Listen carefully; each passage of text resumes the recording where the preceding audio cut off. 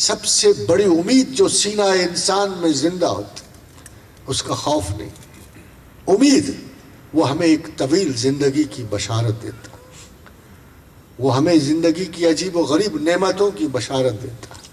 اور مانگتا کیا ہے جواب؟ کچھ بھی نہیں، کچھ بھی نہیں مانگتا. فرمایا رسول اللہ صلی اللہ علیہ وسلم نے، حدیث ابو ذر ہے، حدیث معاذ بن جبل، ابو ہریرہ ہے، سب کی حدیث ہے. ایک سمپل کوٹ، جس نے دل سے ایک مرتبہ لا الہ الا اللہ کہہ دیا، محمد رسول اللہ کہہ دیا، اس پہ ہمیشہ کے لیے نار دوزخ حرام کر دیا. کیوں نہیں آپ کو اعتبار آتا؟ کیوں نہیں یقین آتا؟ فرمایا رسول اللہ صلی اللہ علیہ وسلم، یہ حدیث قدسی ہے کہ جبریل امی ایک غیر مہذب نالائق مجرم پیشہ سخت مجہول العلم شخص کا کیس لے کے آئے کہ کتاب گناہ میں اس نے اول و آخر کسی نیکی کو دخل نہیں دیا. تو کہا اب کیا کہتے؟ فرمایا پروردگار توبہ کر رہا ہے. اس کو کہا اچھا کیوں کر رہا ہے؟ جبریل نے کہا خداوند یہ جانتا ہے کہ تو معاف کرنے والا ہے. اسے کہا یہ جانتا ہے، اس کو معاف کر دو. ٹھیک ہے. دوبارہ گناہ کیا، دوبارہ جبریل کو بڑی چڑ سی آئی. اے پروردگار تو نے معاف کیا تھا، اس نے دوبارہ گناہ کیا، کیوں کیا ہے جبریل؟ اب کیا چاہتا ہے؟ کہتے پھر توبہ کرتا. کہتے تو یہ پھر مجھے سے توبہ کرتا؟ کہا ہاں آپ ہی سے کرتا ہے. کہتا یہی ہے کہ اللہ ہی معاف کرنے. کہا اس کو قوم نے سے معاف کر دیا. تھوڑا عرصہ اور گزرا، پھر تشریف لے آئے. جبریل نے کہا اللہ میاں اب نہیں اس کو بخشنے کیا، یہ تو پھر گناہ کر کے آیا ہے. تو اللہ نے کہا یار یہ تو بہت پکی طرح اس کو پتہ ہے کہ میں ہی معاف کرنے والا. اس کو کوئی چل تیرے سارے گناہ معاف کیے. حضرات گرامی داستان نہیں ہے، حدیث قدسی ہے، پختہ ترین حدیث. سوال یہ پیدا ہوتا ہے اس میں نکتہ کیا نکلا؟ کیا بات نکلی؟ ایک اور حدیث اس پر بھی سن لی. اتنا گنہگار کہ رات کی سیاہی اس سے پناہ مانگتی تھی. تو جب مر گیا تو اس نے کہا کام تو ایک بھی میں نے زندگی میں نیکی کا نہیں کیا. حضور یار غریبان تار تار ہے، کیا لے کے جاؤں گا؟ تو اس نے کہا میری لاش جلا دینا، مٹی علیحدہ علیحدہ کر دیں، کسی کو پہاڑ پہ پھینکنا، کسی کو دریا میں، کسی کو صحراؤں کی ریگزار میں ملا دینا. خدا نے ہر چیز کو حکم دیا اسے اکٹھا کرو، جس کے پاس اس کا جو حق ہے واپس کر. اسے وجود مکمل میں ڈھالا. کیا بندے اتنی بھاگ توڑ، گریز، اتنی پردہ داری کیوں؟ یہ تو نے ایسا کیا کیوں؟ فرمایا پروردگار تیرے پاس لانے کے لیے ایک نیکی بھی نہ تھی. کہا اللہ نے یار یہ تو بتاؤ یہ میری وجہ سے کیا تو نے؟ کہا پروردگار تجھ سے ڈرتا تھا، مجھے پتا تھا تو ہے، میں تجھ سے ڈرتا تھا، مجھے پتا تھا کہ میں نے تیرے حضور جانا ہے. کہتے اتنے اچھے یقین والے کو میں کیسے سزا دے سکتا ہوں؟ جا تجھے میں نے بخش دیا. خادم حضرات دونوں احادیث کو آپ دیکھیے، یہ مولویانہ احادیث نہیں ہے، اس میں ایک پہلو کامن ہے کہ somebody for sure knows that he has God somewhere. اس میں ایک چیز یقینی ہے کہ انسان کو حتمی یقین ہے کہ جو خطا و نسیان جو میں نے کی سو کی، مگر کوئی میرا پیچھے بخشنے والا موجود ہے. یہ فیتھ اللہ کو چاہیے آپ سے.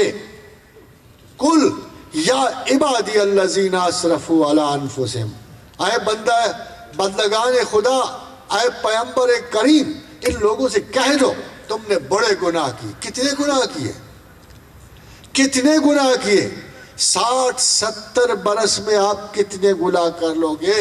کیا ٹریلین اور ٹریلین اور حد و حساب سے باہر کائنات کی اس رحمت کو تم گزند پہنچا لو گے اپنے 60 سالوں کی گناہوں سے؟ آپ خود غور تو کرو کہ جو شخص یہ کہے کہ میرے گناہ نہیں بخشے جائیں گے، وہ اللہ پہ کتنی گستاخی ذہن کر رہا ہے. یعنی اس بے پناہ وسعت و بے قرار رحمت کے عوض آپ اسے 60 سال کے گناہ شو کر رہے ہیں۔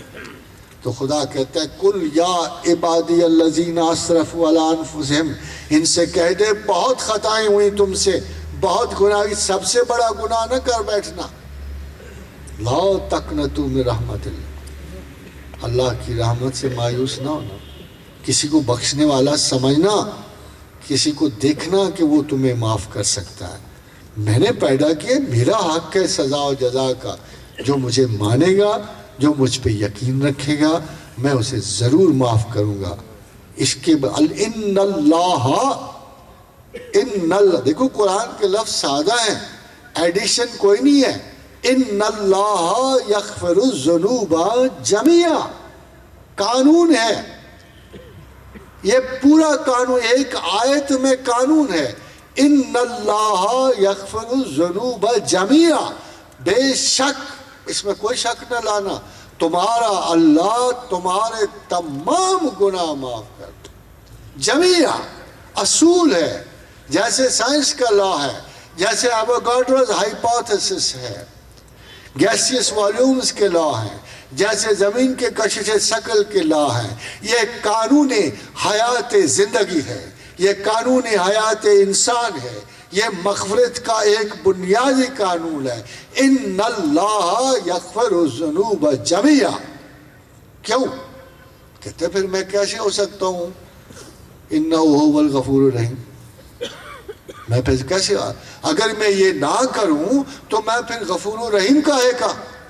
تم میری صفت کمزور کرتے ہو، مجھے اپنے گناہ سے میری رحمت کو قید کرتے ہو، یہ بحران عقل تمہارا ہے، میری طرف سے کوئی کمی نہیں۔ مگر حضرات گرامی، محبت نفاق کی قاتل ہے۔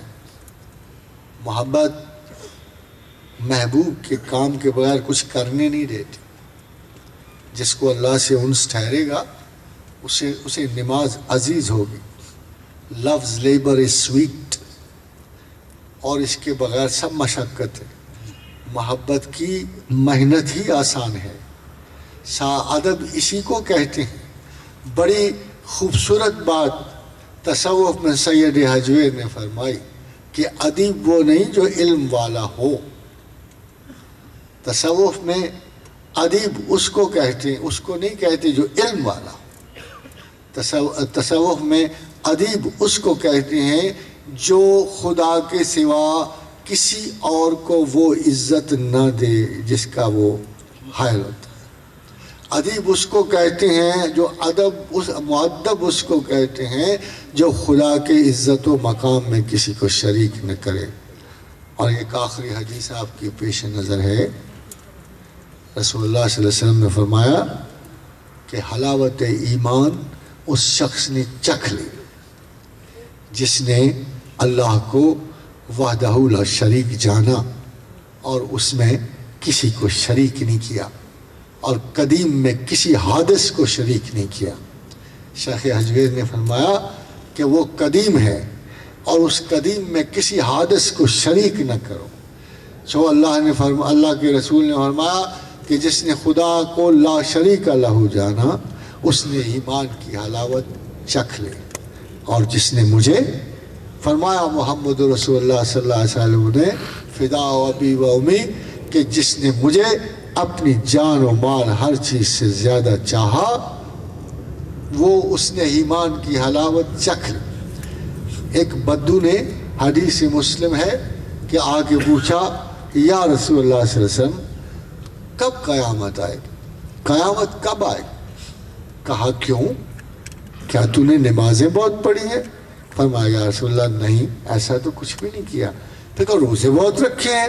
کہا یا رسول اللہ نہیں، ایسے واجبی سے ہی ہے۔ کہا کیا صدقہ و خیرات بہت کیا ہے؟ کہا ایسا تھا ہی کچھ نہیں۔ کہا تو پھر کس برتے پہ تم قیامت کو پوچھتے ہو، کس برتے پہ قیامت کو پوچھتے ہو؟